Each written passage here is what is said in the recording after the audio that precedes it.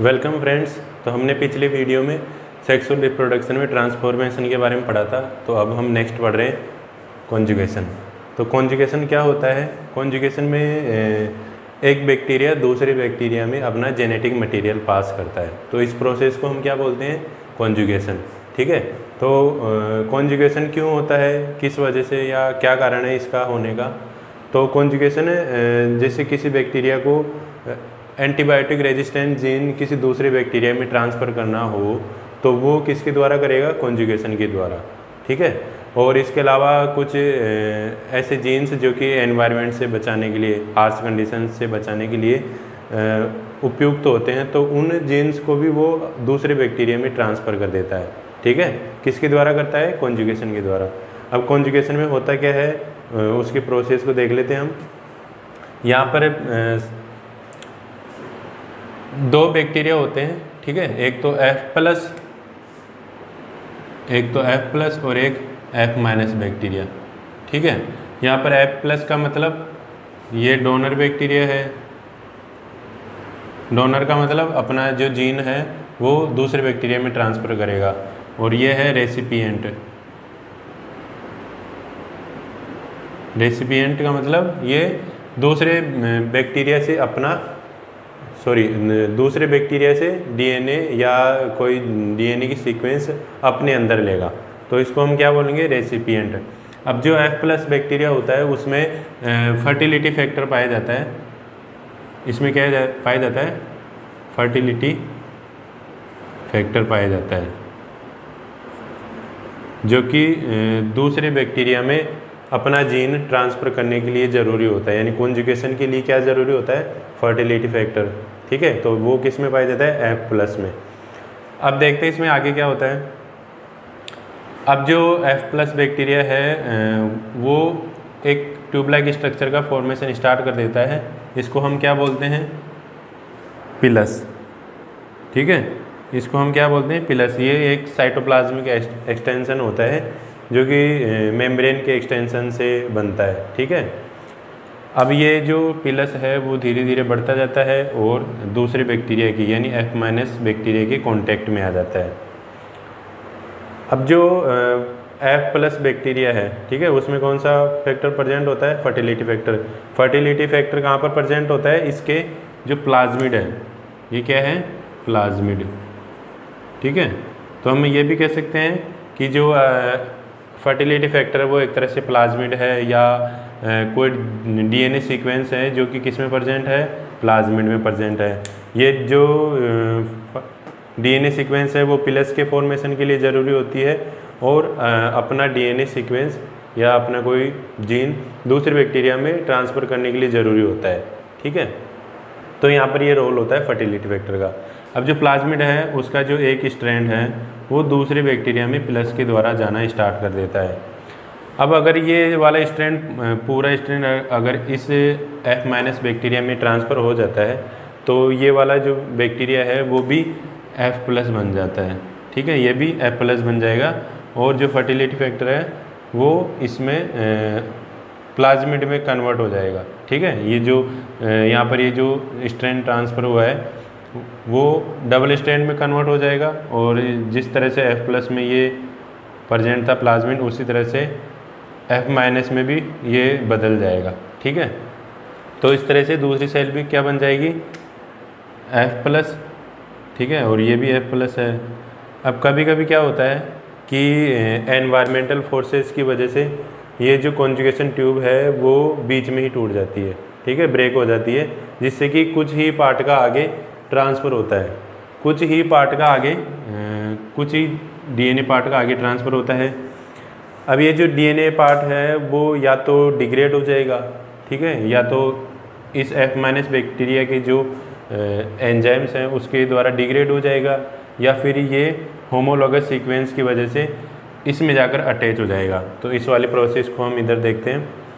जैसे कि ये थोड़ा सा पार्ट है डीएनए का, वो इसके अंदर आ गया है F- बैक्टीरिया में। ठीक है। अब F- बैक्टीरिया में ये वाला पार्ट या तो डिग्रेड हो जाएगा एंजाइम्स से, और या फिर होमोलॉगस सीक्वेंस की वजह से ये यहाँ पर ये जो डीएनए है, ठीक है, F माइनस बैक्टीरिया का जो DNA है उसमें जाकर अटैच हो जाएगा। तो जिस जगह पर ये अटैच हो रहा है वहाँ का जो पहले का DNA था, जो DNA सीक्वेंस थी वो डिग्रेड हो जाएगी और उसकी जगह ये वाला DNA ले लेगा, ये DNA फ्रेगमेंट ले लेगा। ठीक है, तो यहाँ पर जो अब सेल बन रही है वो क्या है हमारे पास, HFR सेल, या हम इसको डोनर भी बोल सकते हैं। ठीक है, HFR डोनर। HFR डोनर का मतलब हाई फ्रीक्वेंसी ऑफ रिकॉम्बिनेशन। ठीक है, HFR का मतलब हाई फ्रीक्वेंसी ऑफ रिकॉम्बिनेशन। तो ये इसका मतलब है हाई फ्रीक्वेंसी ऑफ रिकॉम्बिनेशन, यानी अगर ये बैक्टीरिया किसी दूसरे बैक्टीरिया में अपना ये वाला जेनेटिक मटेरियल पास करता है तो उसमें हाई चांसेस होंगे कि इस वाले बैक्टीरिया का जो DNA है, ठीक है, जो मेन DNA है क्रोमोसोमल DNA, वो भी दूसरे बैक्टीरिया में ट्रांसफ़र हो जाएगा। ठीक है, जो कि यहाँ पर हमको देखने को नहीं मिलता। यहाँ पर दो अलग अलग, एक तो पहले से आया हुआ और एक खुद का। ठीक है, एक बार में दो अलग अलग बैक्टीरिया के जीन से ट्रांसफ़र होते हैं, इसलिए इसको हम क्या बोलते हैं, HFR डोनर। ठीक है, अब ये जो HFR डोनर है वो F माइनस बैक्टीरिया से प्लस के द्वारा कॉन्टेक्ट बनाता है। ठीक है, यहाँ पर ये क्या है, F माइनस बैक्टीरिया, और ये HFR डोनर है। इस वाले HFR डोनर का जो DNA है उसमें रेप्लिकेशन स्टार्ट होता है और रेप्लिकेशन से जो बार वाला DNA है, ठीक है, बार वाला जो स्ट्रैंड है उससे एक स्ट्रैंड फॉर्मेशन हो जाता है। ठीक है, अब ये स्ट्रैंड आगे F माइनस बैक्टीरिया में पास होता है, तो यहाँ पर बहुत कम चांसेस होते हैं कि ये पूरा DNA इसमें पास हो जाए F माइनस में, क्योंकि ये लंबा DNA होता है तो इसमें टाइम लगता है। तो ये जो DNA है, ठीक है, वो जो कॉन्जुगेशन ट्यूब है, ठीक है, यहाँ पर ये क्या है, कॉन्जुगेशन ट्यूब, ये ध्यान रखना है।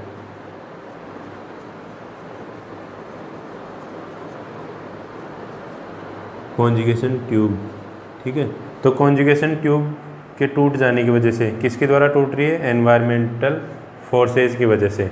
ठीक है, इस वजह से ये ट्यूब यहाँ पर ब्रेक हो जाती है और ये जो पूरा DNA है वो पास नहीं हो पाता है। ठीक है, तो क्या होता है, पूरा DNA पास नहीं होगा तो ये F माइनस बैक्टीरिया के जो एंजाइम्स हैं न्यूक्लिएजेज, उनके द्वारा डिग्रेड हो जाएगा।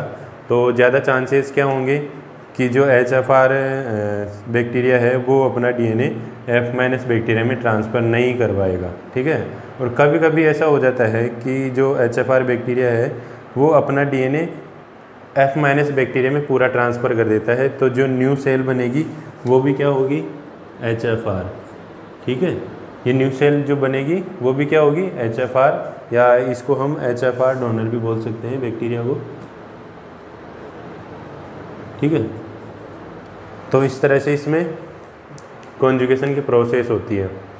अब इसके अलावा एक चीज़ और आती है यहाँ पर, हमने क्या क्या पढ़े, F प्लस और F माइनस क्या होता है,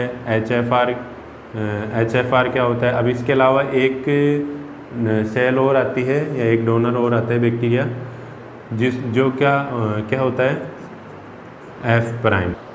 अब ये जो F प्राइम बैक्टीरिया है, यह F प्राइम जो डोनर है वो किससे बनता है, अपना HFR बैक्टीरिया से।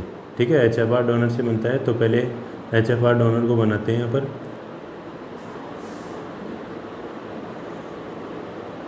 ये अपना HFR डोनर है, इसमें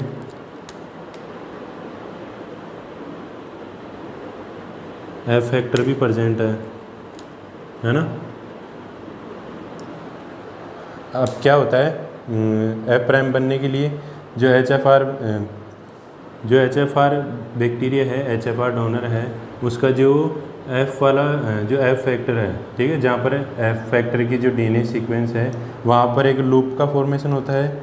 ठीक है, लूप का फॉर्मेशन किस तरह से, इस तरह से, यहाँ पर क्रॉस लिंकिंग होने की वजह से होता है लूप का फॉर्मेशन। ठीक है, तो जैसे ही लूप का फॉर्मेशन होगा तो इस तरह से एक राउंड स्ट्रक्चर बनेगी डीएनए की, ठीक है, और यहाँ पर ये कट हो जाएगा इस तरह से इसमें, और नया जो बैक्टीरिया बनेगा वो कैसा बनेगा, इस तरह। जब देखना आपको नया जो बैक्टीरिया बनेगा वो कैसा बनेगा,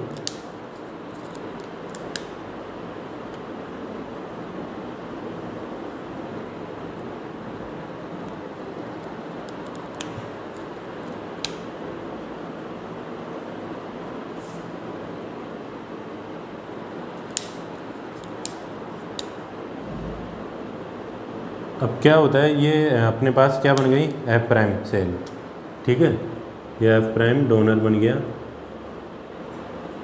तो जब लूप का फॉर्मेशन होता है तो उस समय क्या होता है कि जो नया यहाँ पर जो डीएनए बन रहा है उसमें जो मेन क्रोमोसोमल पार्ट है, ठीक है, जो मेन क्रोमोसोमल डीएनए है उसका पार्ट भी आ जाता है, ठीक है, जो एफ फैक्टर है उसमें मेन क्रोमोसोमल डीएनए का पार्ट भी आ जाता है थोड़ा सा।